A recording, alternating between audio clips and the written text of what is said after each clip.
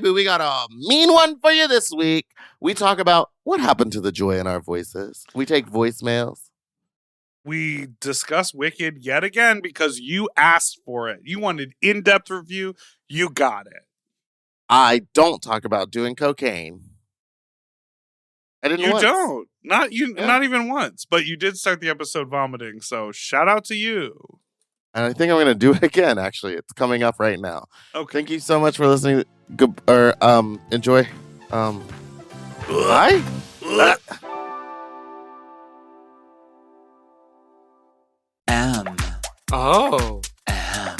Mom! When your first choice is a big old bus, You turn around and boom, you end up with us. sloppy seconds. Oh, diva. Our number is 213-536-9180. Our email is sloppysecondspod@gmail.com. Now on with the show.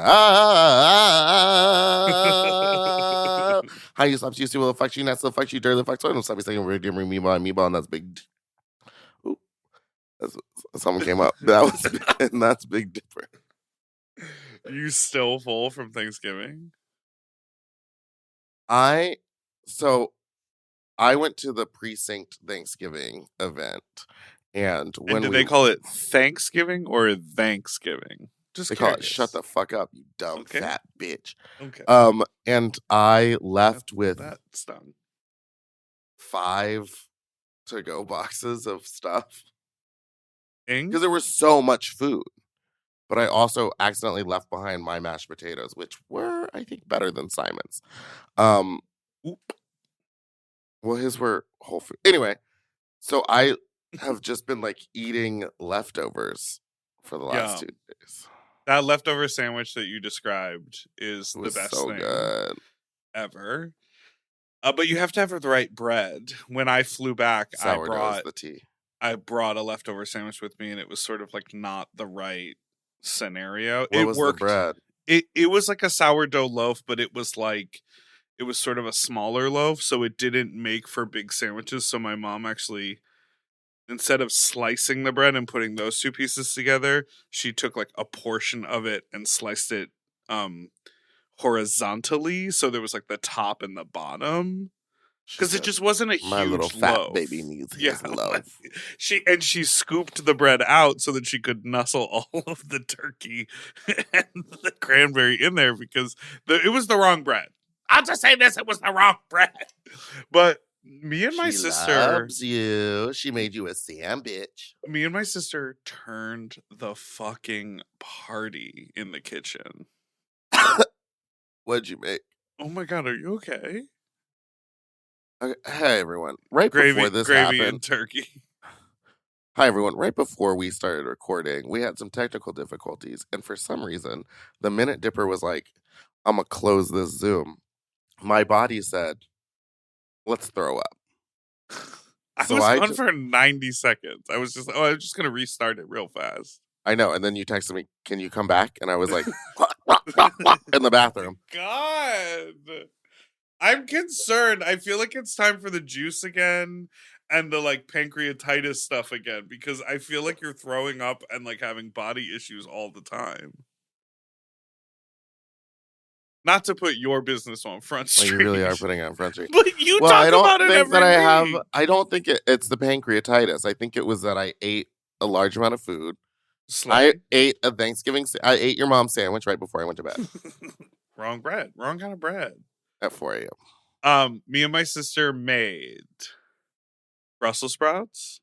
Slay. A baked cabbage dish with like a creamy Parmesan sauce and onions. And it was like a little spicy and kind of had an Italian seasoning to it, which was really yummy. Then we made gravy, and this was fun. I saw a recipe on Bon Appetit.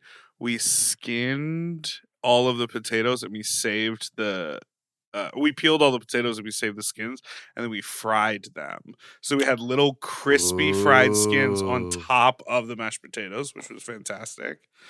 Then I made stuffing. The stuffing was so good. Heavy on the celery, heavy on the paprika. and I used vegetable stock, and it was like really, it was sort of like a fresh stuffing. It wasn't a heavy stuffing. That was good. I made some thick ass gravy, unpourable, scoopable gravy, and it was lit. I prefer that type of a gravy. I Yeah, don't like when it's too watery. I don't like when you no, pour it out and it just kind of like covers the whole plate. Like no, it's like wet. I want a thicker gravy. I I don't want need it to have been Tyla's. stewed down. I don't need Tyla's gravy. Make me wet. And then we made an apple cake for dessert. I don't know what that means. We sliced all these apples super, super thin, and then you put like a little bit of cake batter on them, but it's mostly apple. It's called an invisible apple cake. So, like, yes, there is sugar and flour and eggs and butter in it, but instead of like the majority of the thing being doughy, it's mostly apple surrounded by like thin layers of dough. You know what I mean? Cake batter. You're just looking away from me. You refuse. I just think, We were all tooting up a storm. Brussels sprouts and cabbage? girl, the cabbage is gonna get you. The cabbage gonna get you. I truly do not believe, and I understand people want to be healthy, and I'm okay with that. But like events like Thanksgiving dinner, go heavy-handed with the butter. Yeah, Like you it's want to not the throw time. up. Sorry, what? Well, I didn't throw up on Thanksgiving. Wait, did I? No. It's not the time to be like, oh, let's have a healthy option, in my opinion. I will say it's nice to mix it up on the plate. What I don't need is like the healthy option to be a regular dish. Like I didn't need a salad. We had this debate last year at the house when we were cooking. Was like, should we do a salad just for like a lightness, like in some little bit of vegetable to like whatever. My family eats very, very healthy. I am know like, they do. I'm like You're the problem. I am the problem child. And also it's so funny when you see everyone's like spread on social media and it's like a parade of beige food aside from the cranberries. Like everything is just like starchy white bread beigey. And That was okay. on my parents' table, it's like greens and like oranges and like all of these like colorful vegetables, beets and shit like that. I did So the I appreciate it. That's all I'm saying. precinct Thanksgiving dinner, and they like set Oh. the mood, which I did last year. It's really fun. It's just like you get there at 1, you leave by 5, you're done. You didn't want to go to Texas. No, because I'm going for Christmas to Texas, and I think going back and Ah. forth like 2 times is dumb. Yeah. And expensive. So I just did the precinct one, and it was really fun. And but like you were saying, all the food is beige. Like everything is beige. Stuffing, mac and cheese, da da da da. Da. And they had set the lighting so it was mood lighting. So the lighting over the like long table was red, basically. But the room was lit well, but the food all under a red light. That's hard. Like It you're all like, looked the same. So I was literally like, I don't remember what I put on here. So I was like stabbing around, just trying to like figure out texture. But like, I don't know. It was funny. And that's like everyone brought. RuPaul. RuPaul's like, I don't go for flavor, I go for texture. You're like, you skinny Oh yeah. bitch. You skinny bitch. But I feel the same. Sometimes I don't go for flavor. I go for texture, where I just want crunchy. Remember when Crunchy, Jordan spicy. Myrick was on the show and she was And like, she said I'm creamy creamy- spicy. Creamy And spicy. I was And like, I was like, oh that's shit. the weirdest combo. No, I had never thought about food in that way. Because like I'm always like, I'm sandwiches. Which is soft. I What'd you do? popped off in the sandwich department yesterday. Before or after you were rude to my friends at Claw? Who friends? I don't know. Felony? That's- I said hi to Felony. That's up to you. No, come on. You just said something, so say what happened. Say what I did. That's fine. How was your sandwich? No, say what Before or I after? did. I don't really know what you did, but they said Dipper's here and he hates me. And I was like, I don't know what that means. And he goes, he just was rude to me. And I was like, okay, Who And are then you I- talking about? that's up to me to decide. And I said, and I wrote, I bet he wasn't being rude. He was probably just focused on something else. That's how he is. I'm very curious to know who said that. Well, I'll tell you at the break. Put it in the chat. because I saw some of your friends there, and I went out of my way to say hello to them. We had an entire conversation. So he's a liar. We talked about what he was wearing. We said hello 3 different times. So he's a liar. All right, I'll get on him. Do you know what it is? You have a thicker skin than I do, but people really do love to talk shit about me all the time, everywhere. I just saw a friend of mine posted a photo. We hadn't seen each other in like 12 years. And they like posted a photo. It's like, so good to bump into this person. And out of the woodwork, everyone's like, he's awful. Everybody hates him. That's an asshole. Get away from that guy. And I was Shut like, up. yeah. What can you do? You know what I mean? I just stick to my little routine, take my little walks, hang out at home, throw my little parties, produce my Did little you guys podcasts. do a lot of fart walks as a family? We didn't do fart walks, but wait, what was I about to talk about before you said that I was rude to your friend? I asked, how was Claw? Oh, you were talking about it. I asked you about a sandwich you made after Claw. Oh, well, so I was very hungry yesterday, so I went over to Hungry Hippo. Baby girl. That's what they The call wizard. me. They call me H cubed. I went to Jersey Mike's, one of my favorite sandwich spots. Okay. And they have sizes. They have a small, a regular, and a giant. And I was like, get the regular, get the regular, get the regular, and then I was like, I'll have a giant. And then it's come to my attention recently that sometimes when you order a sandwich, they put not enough meat on the sandwich. And you're like, this is mostly bread. It's not enough meat. So I just said, don't be disappointed. Just order the extra meat. So I ordered extra meat and extra cheese. And when I tell you this sandwich was like so big, like so crazy stuffed and big. And then I get up to the register and he goes, the extra meat and cheese is on me. Don't worry about it. He was like, it honestly makes it too expensive. So don't worry about it. And I was like, damn, it wasn't even like closing time. It was like in the middle of dinner. And makes it too expensive. Yeah, because I think it's like an additional $6 for extra meat. An additional, you know what I mean? Like I think it all of a sudden becomes like a $38 sandwich. Inflation. And so the guy was very nice. Who like he had no reason to count me that extra meat and cheese. And so I immediately when I got home, I took the sandwich out of the bag and I was like, this is crazy. I'm definitely gonna eat half of this tomorrow for lunch and I'll eat half of it for dinner. I didn't even take a break. I ate 2, because then they cut it into 4 little pieces. I ate 2 of them and then I was like, well, on to round 2. And I ate the other 2. It was crazy. And I wasn't even that full when I was done with it. That is America. The wizard.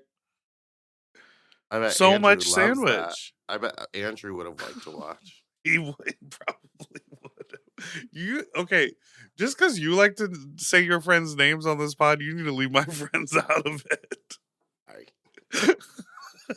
My bad. Okay. Okay. I want to hear about. Hold on. Wait. I was tasked with making the charcuterie board. Yes. For precinct. For precinct, and I bought 6 different cheeses. Ooh. Like 7 or 8 different types of meat, like prosciutto and like everything, grapes, everything. No one touched any of the meat. I bought extra meat because when I see a charcuterie board, baby, try to keep me away from the pepperonis. Yeah. So now I just have a fridge full of nice meat, but also meat that was already out around people for a couple hours. No. What was crazy was that I bought 2 of everything. So I would put one out and I was like, okay. So if everyone eats that, then I'll put the second one out. Okay. And no one even went through the first meat. So I have a fridge of cheeses and meats. I love cheeses and meats. Well, I do too, but it's not, that doesn't really figure into my eating of the diet or that I be on. That you'll be on again in January. No, I think I gotta make it through December. I'm going home to see my family in December, and I don't need to hear the. And you don't need Nikki to take her glasses and slide them to the tip of her nose and tilt her head up and down and say, "Hi, Logan." She got a bob, and she's been nothing but a cunt since she got a bob. Oh, the haircut, a bob? She got a bob, yeah. Bob and bangs, and she's been nothing but rude. But she's always been nothing but rude, so she's amplified it. Is that what Yeah, you mean? I told her, I was like, you have a cunty little bob, and now you're being a bitch. And she was like, I don't like a lot of the words in that sentence. All right, well, let's take a little break, and we will be back right after this. Okay.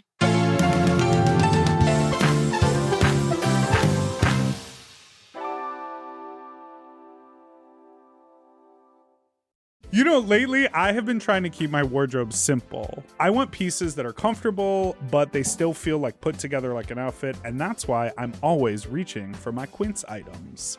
The fabric feels elevated, the fits are clean, and Quince makes getting dressed so easy. Quince has all the staples for spring, like 100% European linen shirts and shorts starting at just $34. They're lightweight and breathable, but still look polished. I have a bunch of their Pima cotton tees, and they're super soft and easy to wear and very breathable for the summer for the sweaty body. I just rediscovered this pair of linen shorts that I have that are so comfortable from Quince. You know when like something gets buried accidentally? I pulled these out and I was like, what have I been doing? Not wearing these! And the linen doesn't wrinkle. Period. Plus, everything is priced 50 to 80% less than similar brands because Quince works directly with ethical factories and cuts out the middleman. Refresh your everyday with luxury you'll actually use. Go to quince.com/sloppy for free shipping on your order and 365-day returns. Now available in Canada, too. That's QUINCE.com/sloppy for free shipping and 365-day returns. Quince.com/sloppy. Get yourself some Pima cotton! Quince. Quince. At Quince. If you love to shop, listen up! Have you heard of Rakuten? With Rakuten, you get cash back and rewards on almost everything you buy. Just from shopping. Exactly. Clothes, athletic wear, pet supplies. I'm talking about Gap, Adidas, and even Petco. So I can buy a look, get new shoes, snag the cat some cute toys, and get cash back. That's right. And you can even stack those rewards on top of sales and coupons. That's cool. It is cool. But how does it work? Well, partner stores pay Rakuten to send them shoppers, and then Rakuten passes on some of that money to the members. Rakuten is really doing the most, huh? Love it. Yeah, in the best possible way. Plus, Rakuten has 17 million members who are already saving. So, you can become one of them today. Join for free at Rakuten.com or download the Rakuten app to start saving money now. That's Rakuten.com or download the Rakuten app today. And get yourself some Rakuten.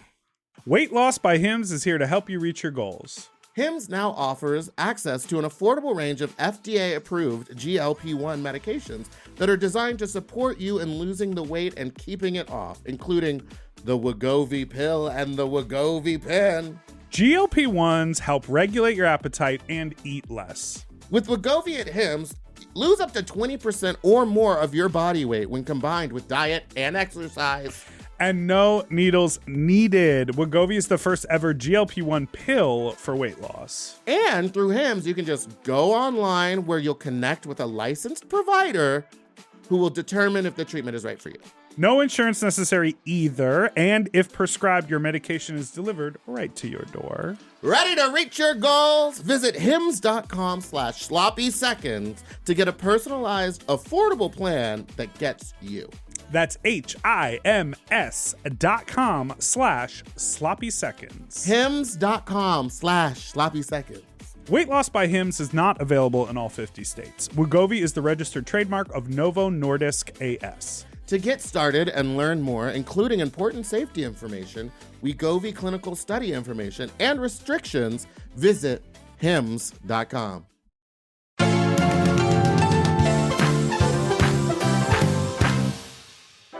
And we're back. I saw Wicked again. Well, I wanted to play a quick little I think I know what voice. call it's gonna be because they were correct. What? Well, The one where okay, we were like, hold on. yeah. 7 minutes? We got 7 minutes? We've been listening to you guys here on about Wicked for 45 years and we got 7 minutes of the movie review. Miss...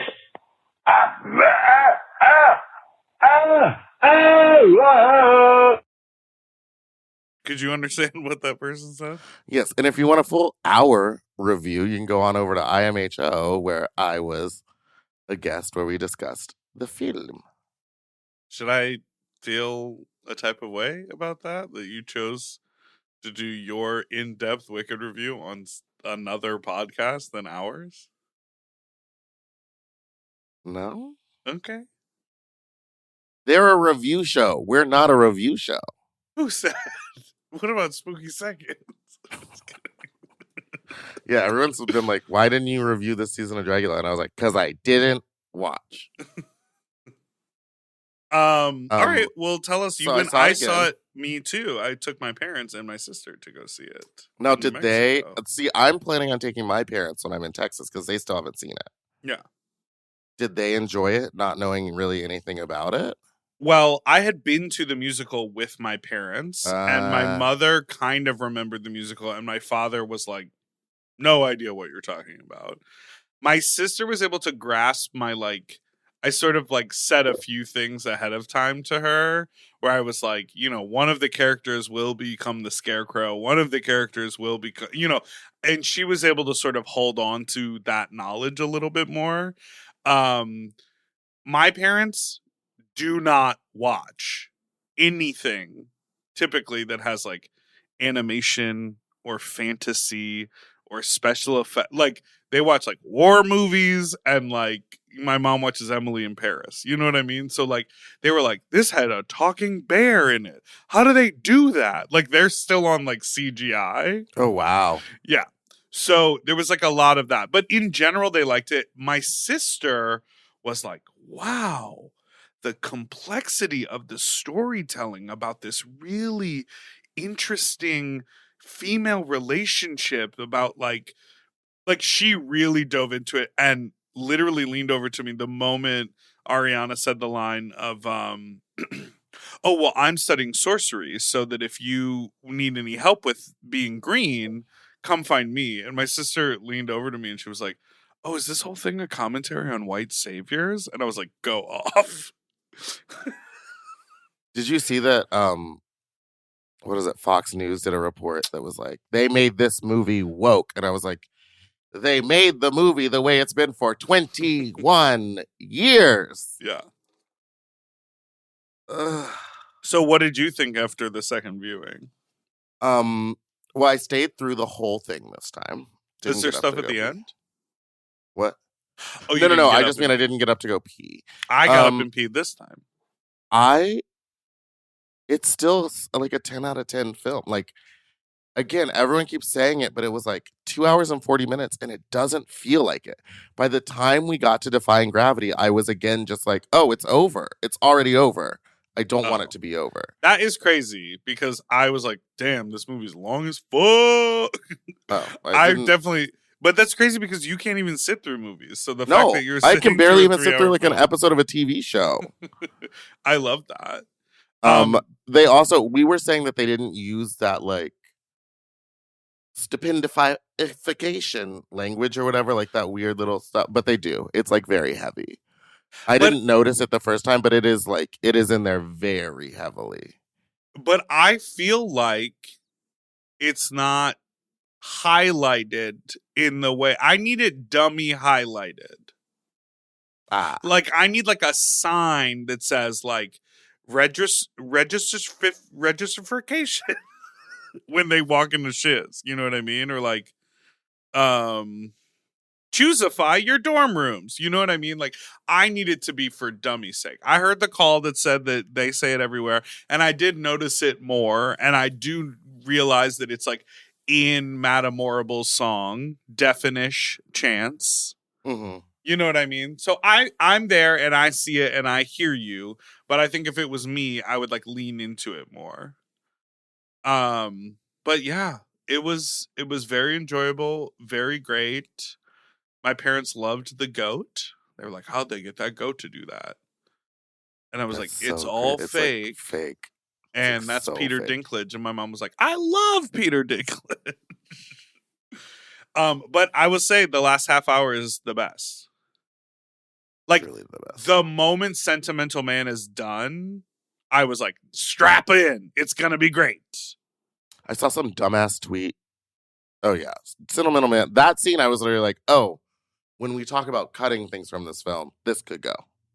But you have to, I will tell you this. We went back home and we had dinner and my dad's like doing the dishes and he goes like, you know, is it possible that the wizard is Elphaba's dad because he kept talking about wanting to be a father figure and being sentimental and like maybe he was the guy that like that song made my dad put those two things together that he is Elphaba's dad. Yeah, I think a lot of people still don't realize that. So we're breaking that. That's breaking news to some people. 21 years later, Diva. 21 years later. Yeah, it's her dad. That's why it's even crazy. I will say I liked all the ad libs significantly less on a second viewing. Yeah, kind of me too. You know what? Where it was like I remembered the thing you and I were talking about, which is where when Ariana was the like, comes too real. from I cannot. from Oz. When she goes, I cannot. Stop! I cannot. And I'm like, that's 22 internet speak. You know, and like Bowen was hilarious, saying, "I don't see color and enroll here often," but they are anchored in this real world. So like I loved all of those things, but if you want us to be critical, I think the little ad libs, like you want it to be this like you want it to live in a snow globe, like to live in its own untouched world. You know, but you can still have funny moments like when she like stomps on the thing and her bubble goes back together. Oh, and then she's like, oh, what? I can't hear you. What? I can't. Like that is a funny kind of, obviously it's not ad lib because it has special effects and there are comedy beats, but like it feels like modern and accessible and funny, but it's not like slay queen. You know what I mean? Oh, and someone, remember how we were like, wait, why did Ariana make like a weird face when the invitation came and then it was like floating away? And someone explained to me, they were like, oh, she was looking for hers. And I was like, oh, that makes sense. Well, she was also like watching it fly away again. Yeah. But it just seemed like, well, we didn't get to watch it fly away.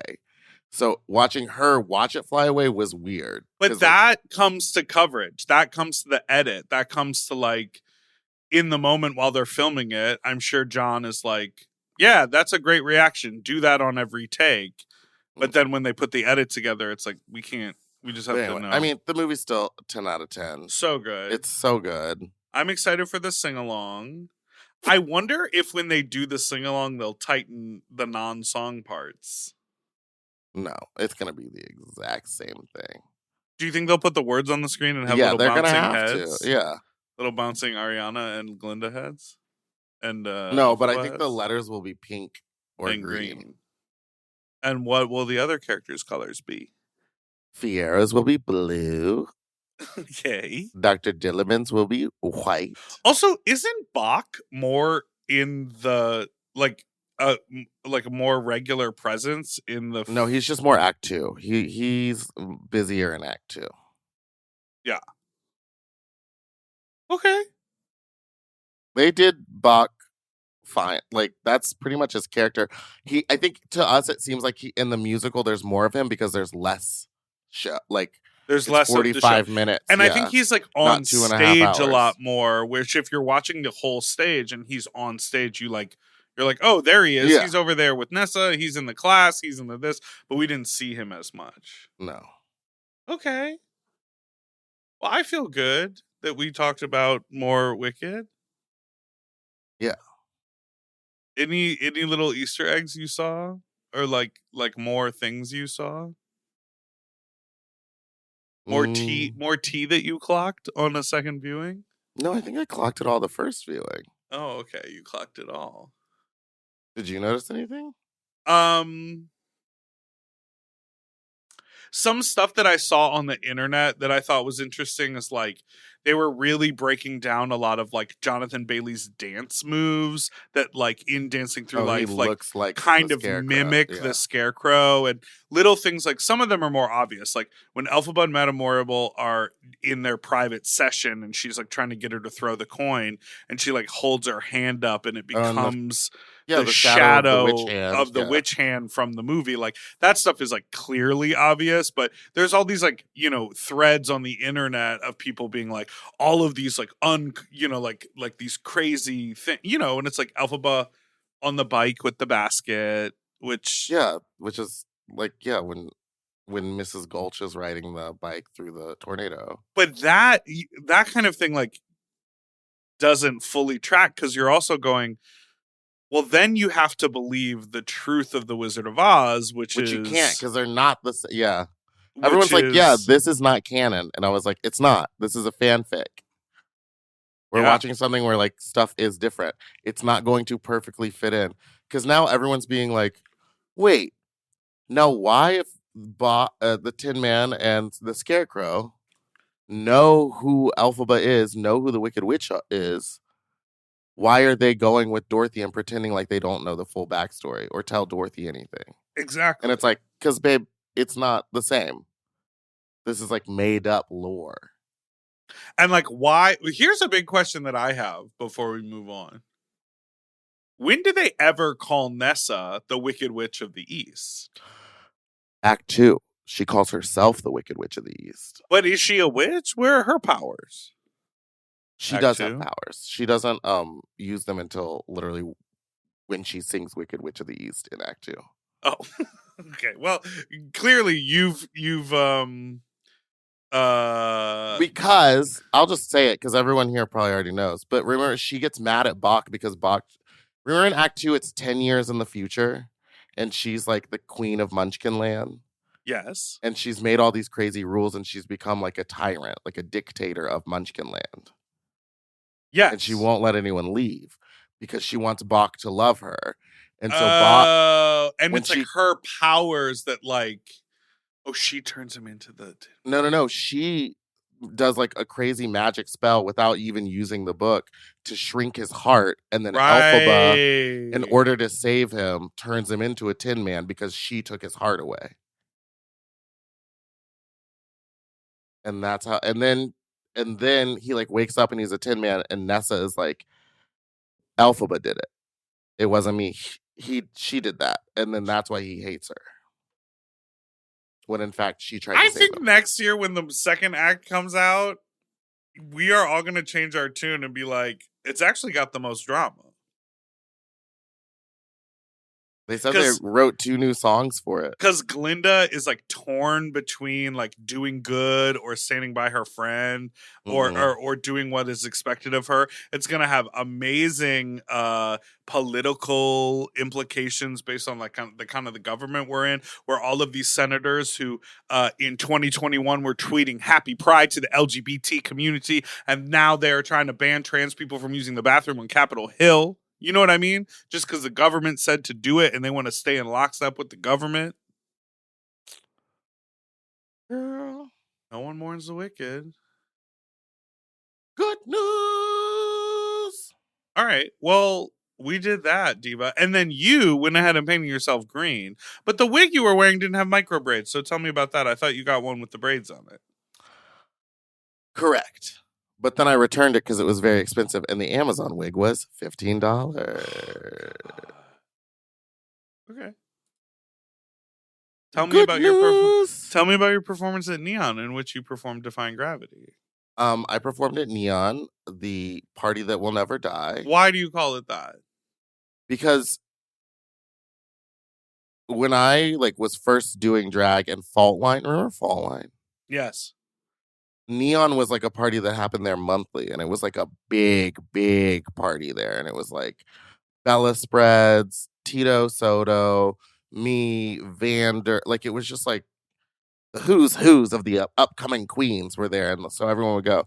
And she just kind of brought it back, and the event is just like house music, and everyone's performances like you glow in the dark for them, and it was really fun. Did you have And to paint with glow in the dark paint? yes, I painted my whole face and hands and arms And you with were glow in wearing the a dark. little slutty little dress. I was wearing No body. I was padded, but I Oh. was wearing the protect bad drag dress. Ah.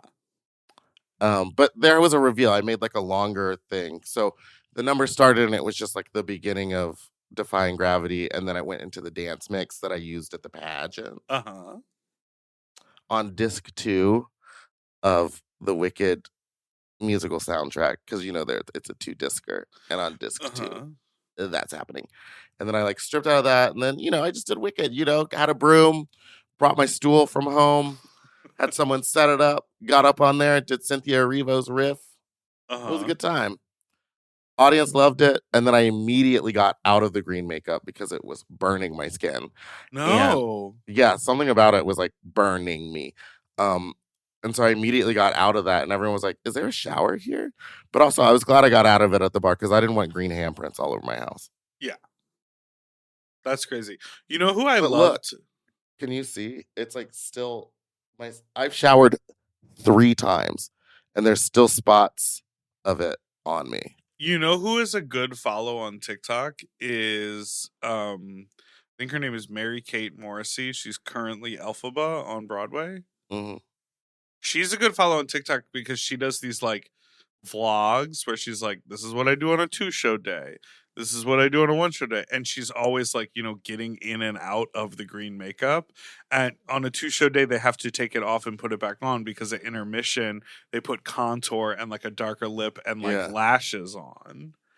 And so it's interesting to follow her, but she is a fucking powerhouse because she literally like gets up in the morning and like goes to the gym and like nebulizes her voice all day and like drinks gallons of water and like does all these physical therapy and stretches because the show's on a rake. The Broadway show. So they're performing on a raked stage that's on an angle. So Oh. she has to like lean forward all day long in heels. Wow. So you have to like do extra work. Like her TikTok is very interesting because I'm like, she does a lot, girl. She like lives in Brooklyn, takes the fucking train in, and does a bunch of other stuff with her day before she goes and performs. I think I saw her because I think I saw her TikTok. I saw her do it on the national tour before she started in New York. She was the one I saw in Albuquerque. Well, I am going to see the touring cast on December 5th. Here in Los LA. Angeles. Yeah. You're seeing a lot of theater this month. I know. And on the 10th, we're going to see Once Upon a Mattress. And then on the 12th. On the 12th, I'll be making my way. Well, on the 12th, I'll be performing in a musical again. Remember when I did the Fanny musical? We're doing it again. I played the Queen of England. It's on the 12th? Yes, we're doing shows on the 11th and the 12th at the Elysian Theater. Get your tickets. My role has been expanded. Okay, good. And how about that accent work? I haven't quite made it to a rehearsal yet, but once I get there, we're going to talk about it.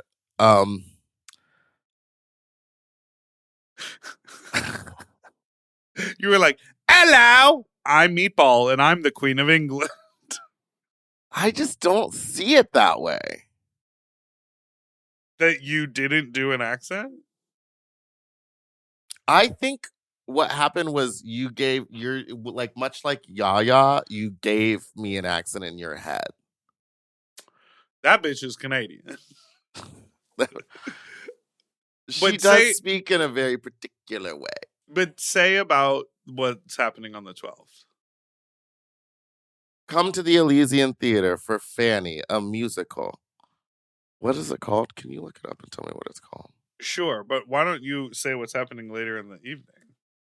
Well, see, here's the thing: is I don't want to give them um Press? promotion. Well, that's fine. I thought literally before we started, I said, "Do you want to talk about this?" Yes, I do, but I don't know how to like talk about it without. Okay, everybody, what has happened to me again, as has happened many times before?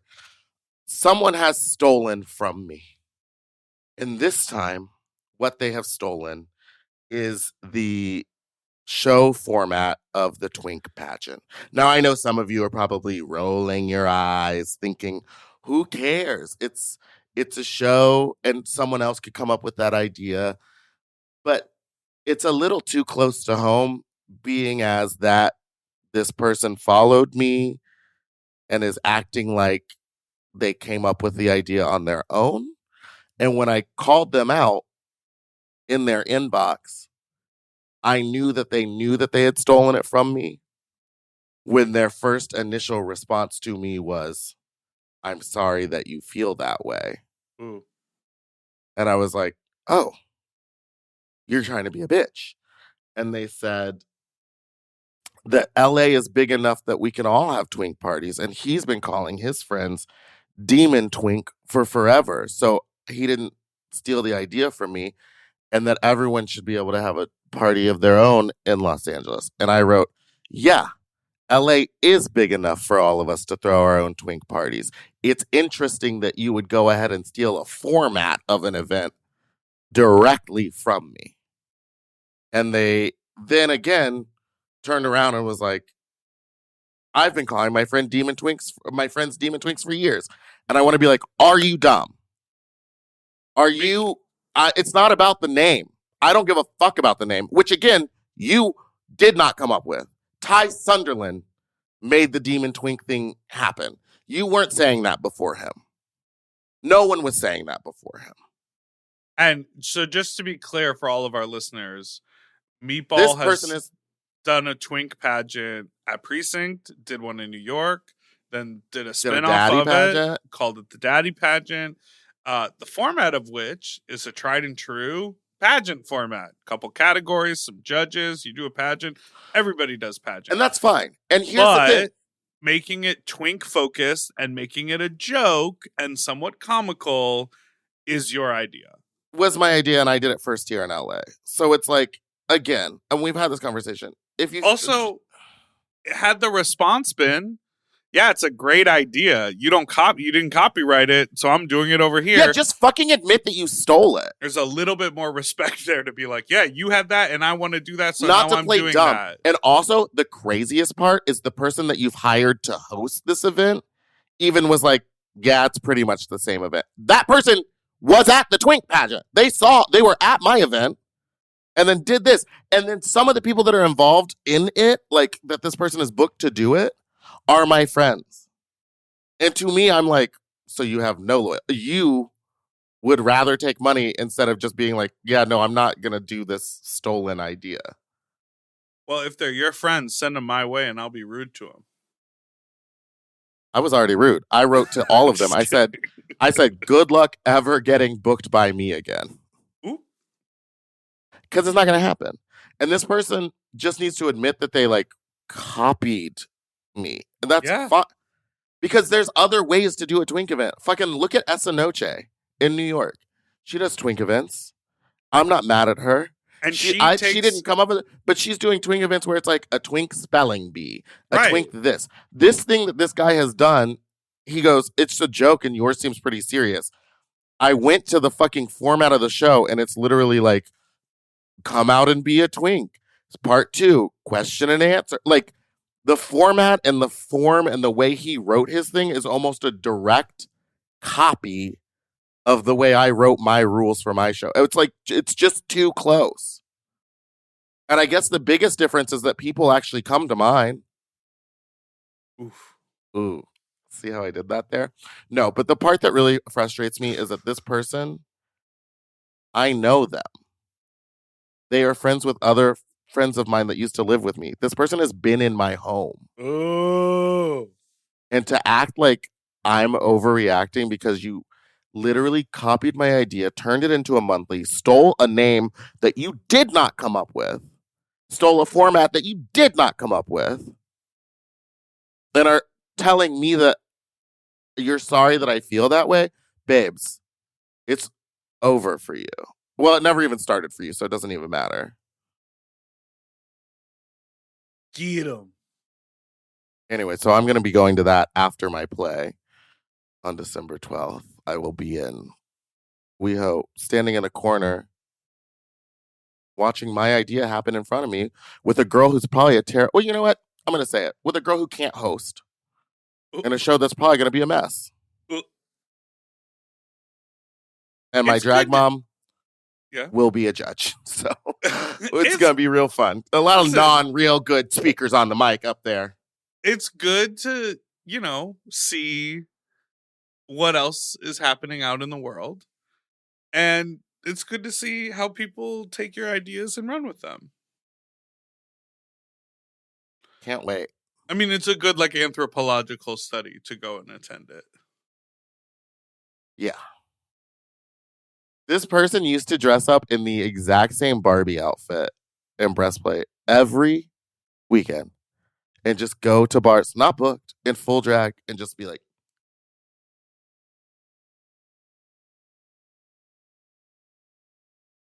why?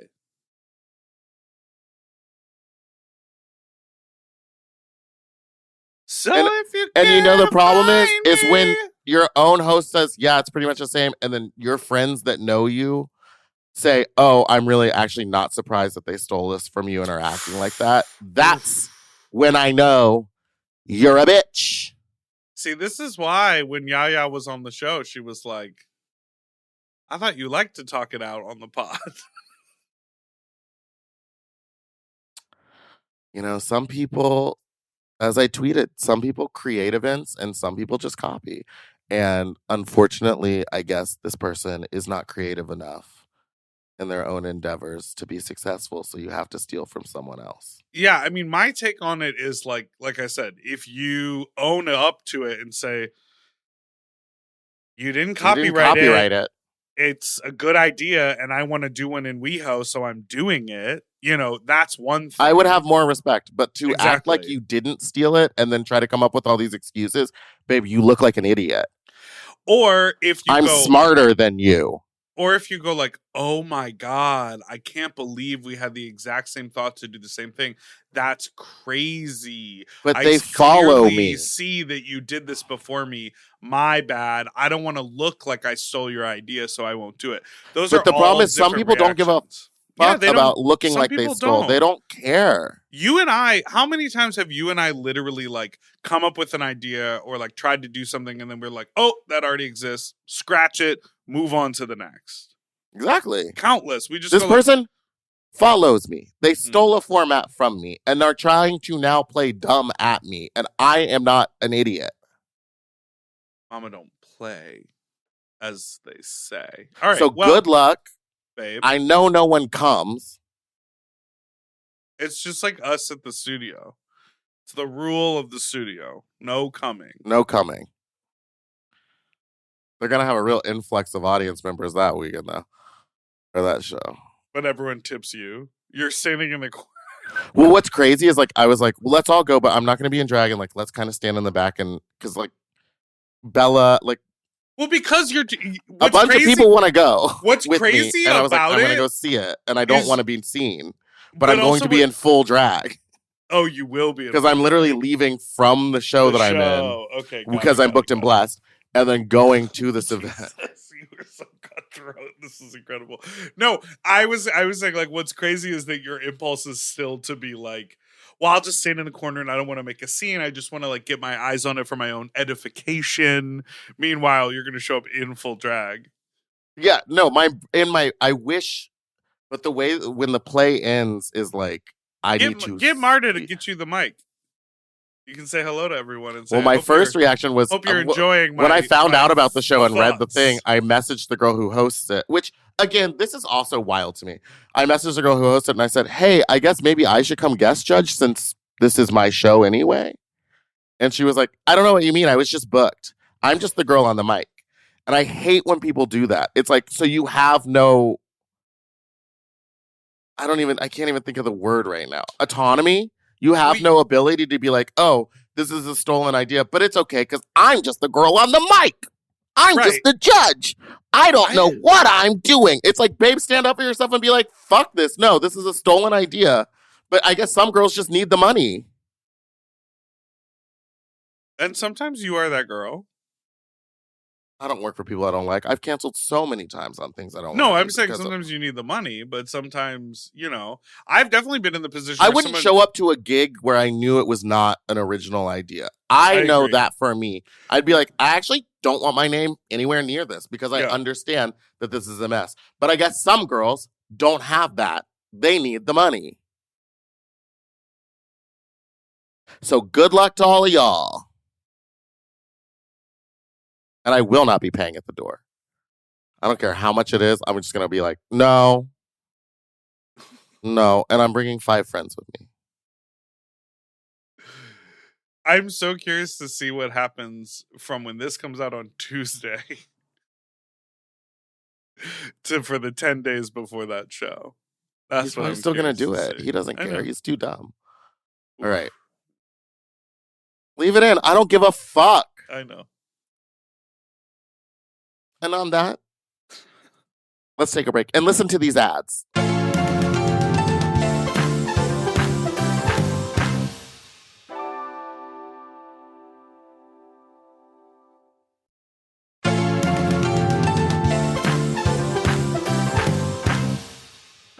And we're back. Wow, I have so many voicemails. You know what's so crazy to me right now? Tell me. Is that I cannot get over, I still want to eat mashed potatoes and gravy. And I still want stuffing. I can't not want to eat Thanksgiving food right now. There's something so comforting about it. I love the cranberries because you know me, I love a sweetness.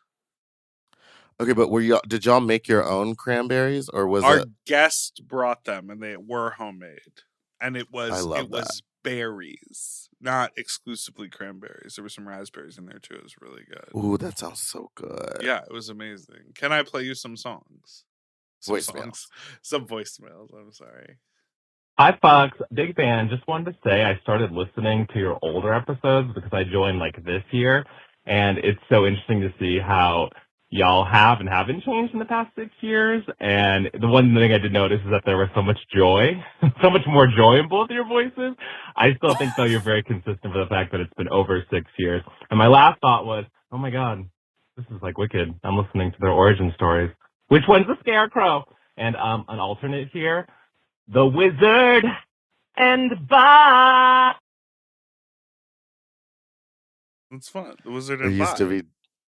There used to be joy in our voice. There used to be joy in the pod. The Wizard. You know what? I've listened to the John Mark episode 3 times. That episode was so fun. There was joy in that one. The thing is, it's just a different scenario. I think when we started so many years ago, we were it was also when we were starting Sloppy Seconds, we were restarting a project that we thought had gone by the wayside. We thought we weren't gonna be podcasting anymore after our first podcast. And so I think at the very beginning of Sloppy Seconds, we were super overjoyed to be back in the studio. And I also think our friendship and our relationship to podcasting and our the reach of the show has all sort of changed over these years. Yeah, I feel in those older episodes we didn't really care about what we were talking. We threw caution to the wind. We were just talking because we knew kind of it was a smaller audience, and now we have to be a little bit more responsible. After you just dragged a specific individual for 5 I don't care about that at all. No, I do not care about that at all. Also, that was back in the day when we I don't think, did we have a voicemail set up? Maybe we did have a voicemail set up, but we were also started the voicemails early. We only were interviewing guests. We sort of only would randomly do episodes, just the two of us. I don't know. Yeah, now it's twice a week. There's a lot of evolving. Now we have to go to the studio. I gotta be in drag. Well, we used to go downtown, bitch. Oh yeah. Uh-huh. That's what I would have to ride my motorcycle because there was never any parking. Or I didn't want to pay for $20 parking every time we recorded a pod. There used to be joy in our voices. I told you about the one time I parked behind this big truck and apparently I guess he just couldn't see my bike and just backed up into it. Yes. And like knocked it over. And when I walked out, I was like, weird. The mirror's broken and there's gas all over the street. Because I mean, he like picked it back up and then just left. Anyway, next call. I'm curious what you think about. Hi, Fat Fox. First time caller, long time listener. I was just calling to give advice to the youth, maybe. I was telling my friend this the other day, and they were like, that's kind of scary, but also maybe smart. So hopefully this helps somebody. But, you know, as homosexuals, we do tend to put ourselves in some risky situations, like hooking up with strangers in the woods at 3 a.m. Ooh. And 3 when a.m. I do be doing that, I tend to scratch their backs real hard at some point during the interaction, and they always think it's kinky, but I'm just trying to get some DNA under my fingernails just in case, you know, they kill me, and hopefully it'll be like a little easier to find them. Is that gay? I don't know. Probably. Also, on a side note, I graduate in a couple weeks, and I don't know where to live afterwards. Should I move to New York, or I don't know, where should I go to? I live on the East Coast. Thoughts? Okay. Goodbye. Okay. Okay, bye. The end got a little unhinged. DNA under the fingernails. I mean, it's gonna work every time.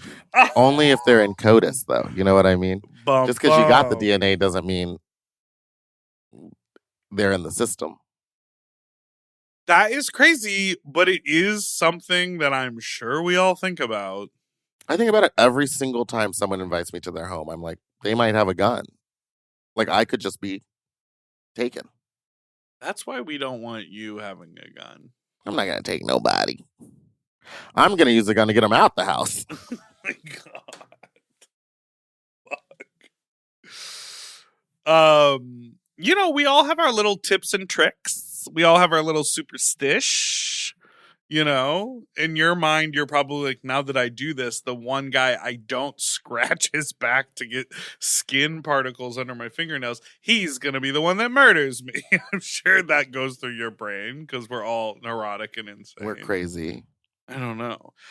East Coast, don't move to Boston. It's so racist there. Boston sucks. I have a friend that was thinking about it, and I was like, girl, you're going to hate it. You're going to move from LA to Boston. You're going to have to shovel your car out of the snow every day in the winter. The city itself is kind of pretty. Like, I like the way the streets are. It's not a grid system. It's like kind of wild, but it's racist as hell. Yeah. New York is fun, but are you rich? Yeah, I was literally like, don't move to New York if you have no plan. If you're like, where should I go? I guess New York. Like, that's not going to work for you. Like, you have to have like a fucking plan and $1 million. You can move to Chicago and figure it out. I'd say Chicago would probably be the best bet. That it's cheaper than New York, but it still has the vibes. If you're like a corporate, if you're like a corporate-y dude, you can move to DC. And if you're like a southern dude, you could move to Atlanta.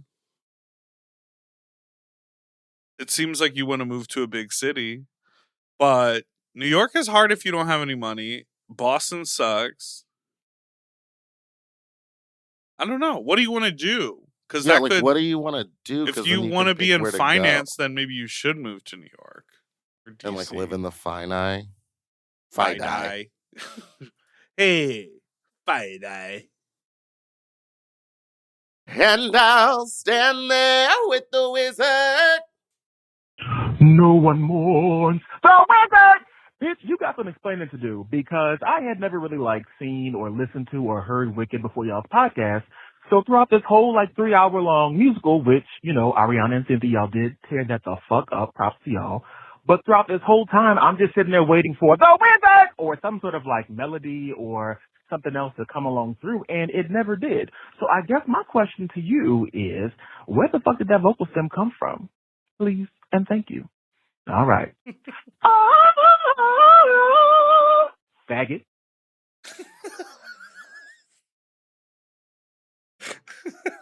Talk about joy on the pod. That voicemail brought me a ton of joy. The wizard. It comes from the musical soundtrack. Well, no, it doesn't. You've taken a moment of the Wizard of Oz, with the Wizard and I, and turned it into your own thing. But the way Idina says it is like that, but less dramatic. Do She you goes, think the wizard and I? Yeah, but you're But she goes, the wizard and I. So I stole the wizard, and I kind of did more. So you amped Cynthia it up. didn't do that because, again, like I said in She the was last, acting in she that was song. acting. And like I said last time, it's anytime there was a strong choice made in the musical original Broadway cast recording, she would do the opposite. Now here is a question. Tell me. Because I know you had just asked about why she's called the Wicked Witch of the East, which she calls herself that in the song, The Wicked Witch of the East, which is not on the original Broadway cast recording, and no one knows why. Why is it not? No one knows why. But it's But she sings it in the musical. Yes, it's Nessa Rose's one big song right before she turns Bach into the whatever. It's just not in it. So if you look it up, it's a great song. There's a recording of it that Darby just put me onto where it's Shoshana Bean playing Nessa and Idina Menzel playing Elphaba, and it's the two of them, and it's just Shoshana didn't have to do that to Idina right in front of her face. She didn't have to fucking read her vocally like that. Ooh. But anyway, I forgot what I was talking about. The wizard. Well, why does she go west? Why does she say, and if you care to find me, look to the western sky? She has no reason to go west. She just chose that in that moment. To meet up with Nina. Bonina Brown? Oh, west.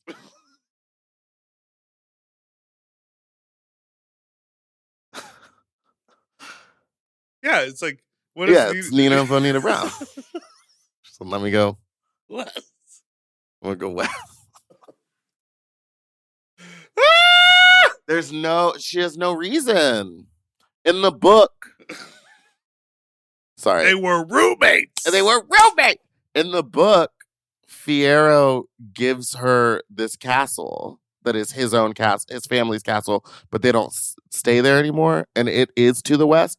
But in the musical, that doesn't happen. He's not go hide at my castle. But doesn't that happen in Act 2? Oh, is that? Yes. Because she immediately flies away, but then she returns because she's where am I supposed to go? I don't have a... She has to look to the western sky because I'm going to be, doing just circles up there trying to figure out where to go. I'm doing my flight circle. There's no runway at LaGuardia for me to land at. All right. The storm is too strong. We have to... The cape is too long. We have to take a quick break, and we will be right back.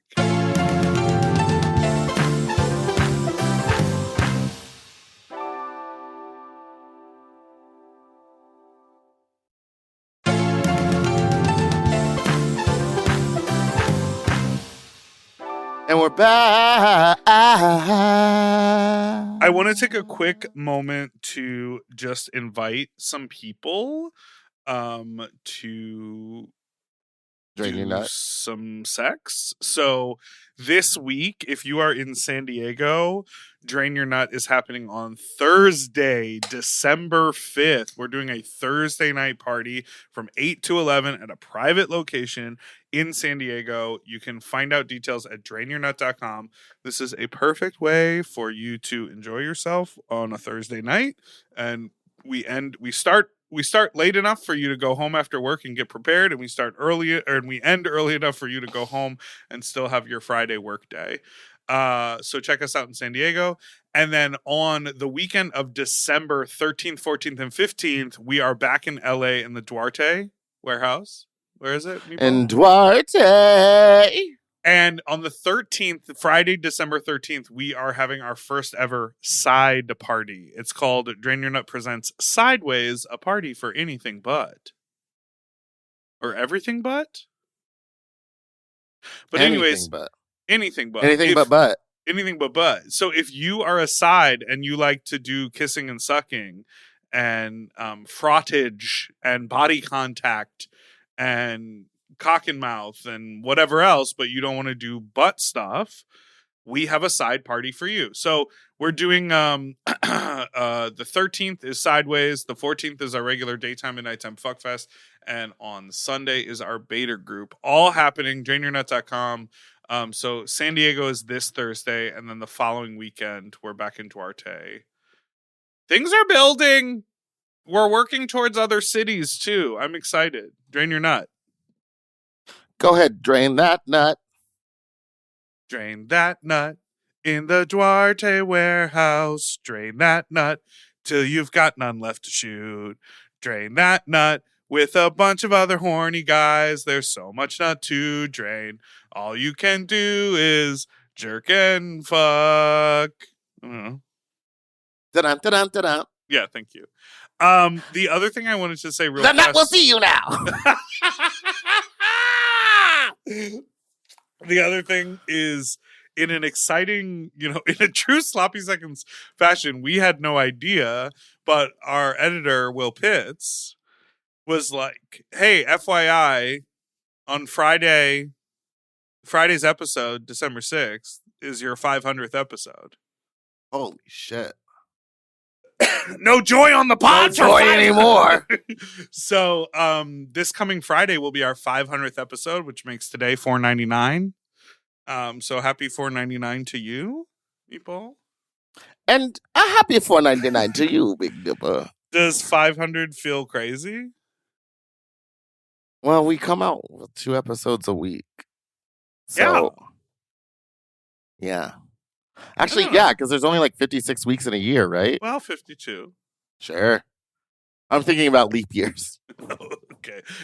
Leap years stacked on top of one another. Yeah. They really add up. I don't know. It's a fun thing to think about that we've been doing this for so long, and I know lost the joy. No, for me, I'm like, I look forward to it. I love recording with you and talking shit and listening to you drag people to filth. Should we cut that out? I don't know. Ooh, see, that means yes to you. It does seem crazy. Hello, that this faggots. person really fully just snatched your idea. Yeah, let's leave it in. Next call.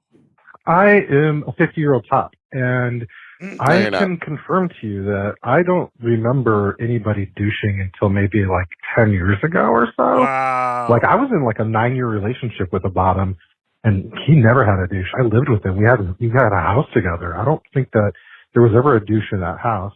And he just knew his body and knew how to clean it out. Like, he would go take a shower and come out clean. And I can probably count on one hand the times that he painted me. So I don't know, because I'm a top, and I feel bad that I don't really know how that was done. But he ate fairly healthy and, was pretty regular, I guess. I'm not sure, but I just know that, like, I don't remember ever having bottoms talk about douching or seeing douches around or anything like that until probably like the 2010s.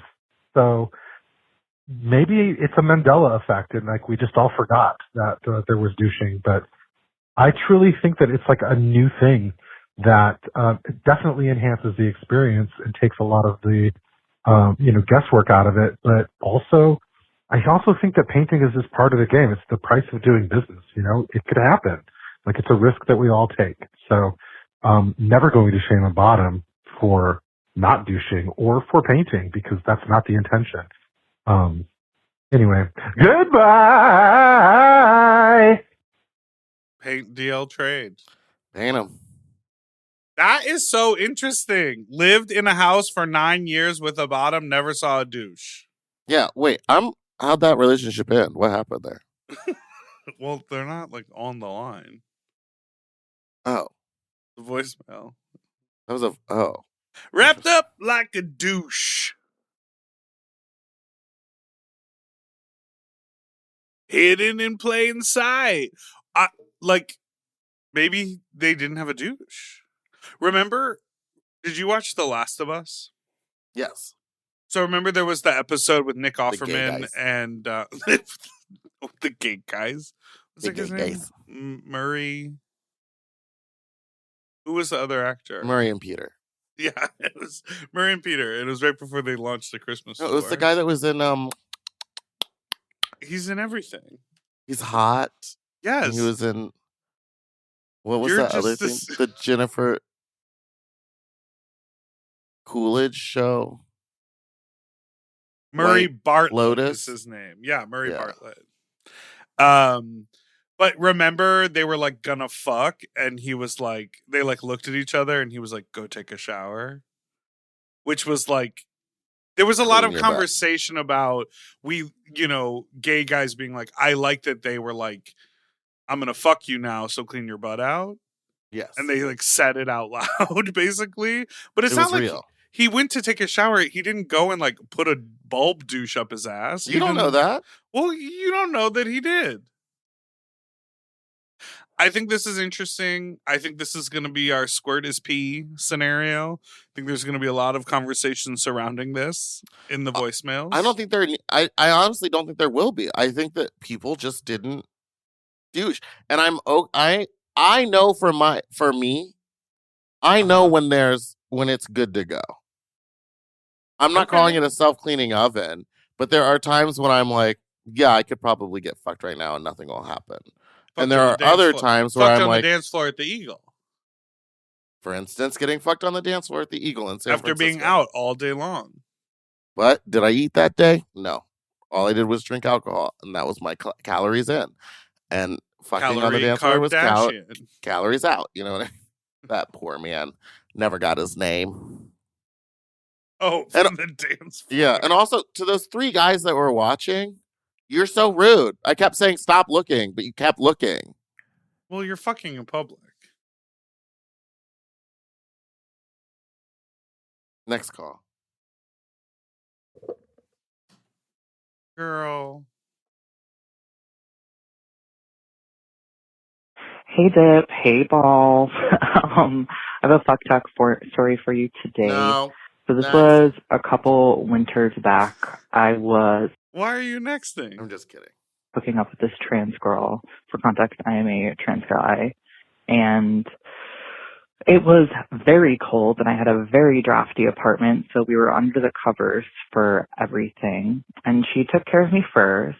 Not very traditional gender roles, if you will, but I went under the covers to eat her ass. And I was down there, steamy, getting sloppy for, I don't know, somewhere between 20 minutes to half an hour, and finished her off good and proper. And then as I was coming out from under the covers, she looks at me and is just terror-stricken. And I'm like, what? What could possibly be wrong? And apparently there's blood all over my face. I see it on my hands. And it turns out I had gotten a bloody nose under there from all of the humidity and dry winter air. So I'm so embarrassed. And I like go back under there to like clean her up and like clean myself up and whatever. But as we're finishing, she like looks at me pulling out like this blood soaked tissue from down below. And she's like, damn, you really know how to make a girl feel like a woman. Is that trans? Goodbye.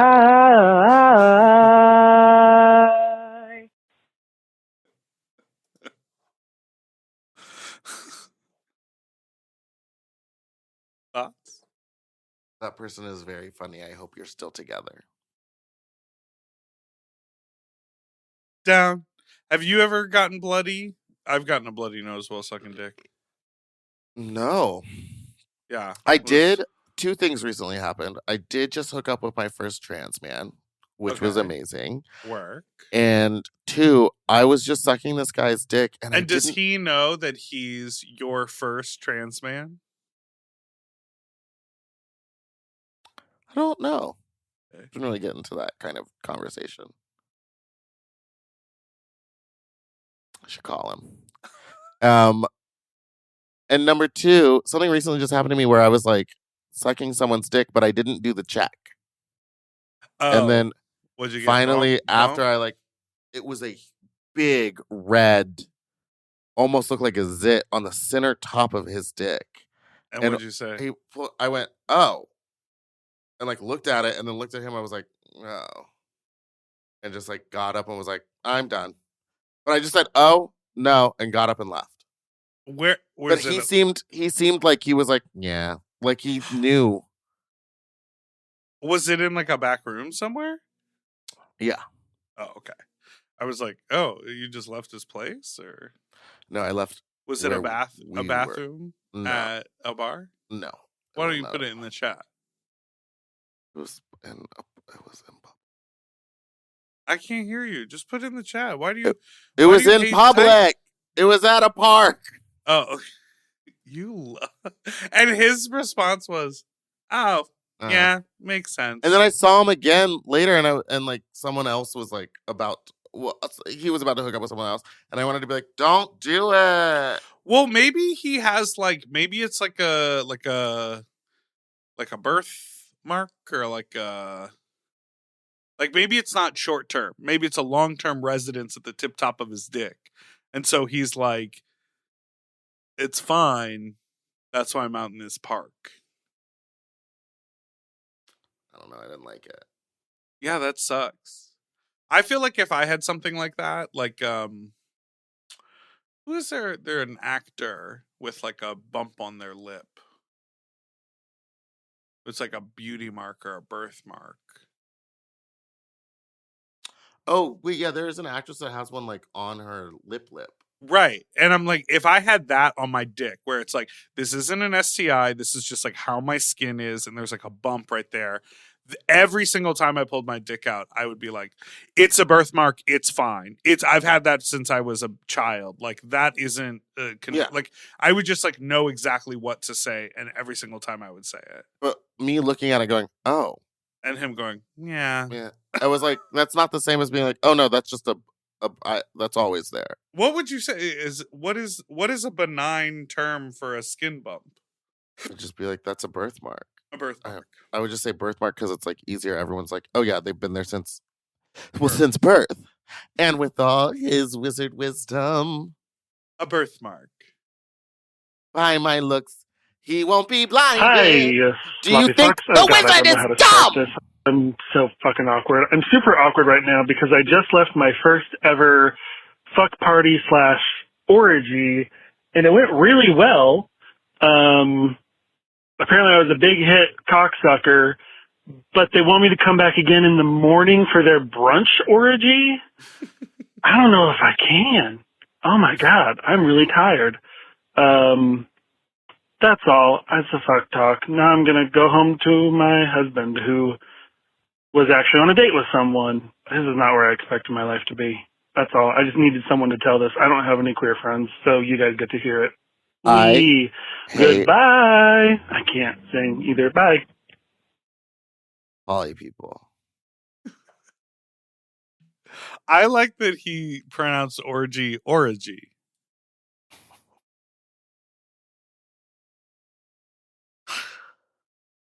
You know what I mean? I was a big hit at the orgy. Yeah. Do you know the actress Yvonne Orji? Her last name is Orgy, not Orgy. There's an actress with the last name Orgy? Yeah, Yvonne Orji. She was on Insecure. She played Molly. She's a comedian. I changed that. But it's like her family name. Do you know how many actresses don't use their family name? Or their first name? Not Yvonne Orji. Yeah, I guess it's kind of hard when you start as just like a comedian because you just go by your name. And then it's like too late to be like, oh, let me change it. Do you think the wizard is dumb? All right, why don't you wrap up our show? What a fun day we've had. Dragged people. You told me I was rude to your friends. We talked about sex. We talked about Wicked. Oh, but it's Orgy, ORJI. Yeah, but it's still, her name is Yvonne Orgy. This was fun. We had a good time. I hope there was joy in our voices today for that one caller who says that we've lost the joy. Ugh. Also, last night I got turned and I just kept showing people that video of me sucking dick and being like, do you see my hair in this? You were just trying to get everyone to see you sucking dick. Well, after watching the video again, I was like, my technique is pretty good in that. A lot of wobbly. Yes! Wait, you saw it? No. I had to use my hands yesterday, and he loved it. Some people love it. I know. Some people, it makes them come so fast. I'm reformed on my stance. And I'm a nun still. And I am none. All right. Thank you so much for listening to this week's episode of Sloppy Seconds. You can send us an email at sloppysecondspod@gmail.com or call in with your own fuck talk story to 213-536-9180. Our email is sloppysecondspod@gmail.com. Don't forget to like and subscribe so you don't ever miss an episode that comes out every Tuesday and Friday. Goodbye.